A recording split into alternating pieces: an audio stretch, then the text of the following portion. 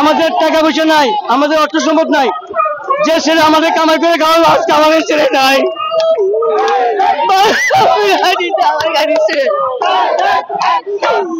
আমার সন্তান গেছে, আমার বুকে ব্যথা আছে, আমার সন্তান এনে দেখ, আমার দরকার নাই কিছু, আমার টাকা পয়সার দরকার নাই, আমার বাড়ি গাড়ির দরকার নাই, আমার সন্তান দরকার। আমার একবার আব্বুকে ডাক দেখ, আমি আবু ডাকতে শুনতে চাই। আমি চাই আমার ছেলের বিচারের জন্য আমি এখানে দাঁড়াইছি। আমি চাই হাসিনের বিচার হোক, আবাদুল কাদেরের বিচার হোক, কারণ ওরা পাখির মতো নির্মম ভাবে যেভাবে গুলি করে আমাদের সন্তানদের মারছে, আমি সত্যি প্রত্যেকটি শহীদের বিচার চাই। এই হাসিনের বিচার হন ছাড়া আমরা দেশ থেকে যাবো না, আমরা এখান থেকে কোথাও যাবো না। এই ডক্টর ইউনূস হাসিনের বিচার করতে হবে।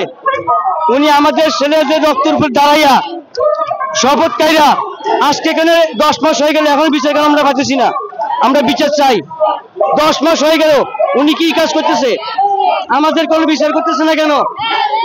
আমাদের পুনর্বাসন নাই, আমাদের টাকা পয়সা নাই, আমাদের অর্থ সম্পদ নাই, যে ছেলে আমাদের কামাই করে খাওয়ালো আজকে আমাদের ছেলে নাই।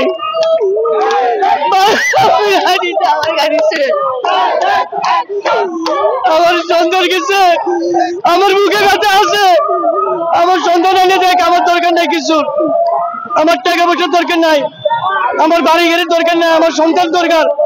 আমার একবার আব্বুকে ডাক দেখ, আমি আবু ডাকতে শুনতে চাই, আমি আবু ডাকতে শুনতে চাই। আমার কিছু লাগবে না, আমার বিল্ডিং লাগবে না, আমার সম্পদ লাগবে না, আমি আবু ডাকতে শুনতে চাই। আমি আর কিছু চাই না, আমার সন্তানের বিচার চাই, আমি বিচার।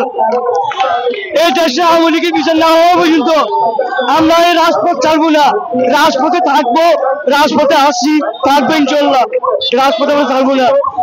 আমরা দেশে হাসিনার বিচার চাই, আমাদেরকে চাই না দেখ হাসিনার, আমরা হাসিনার বিচার করবোই।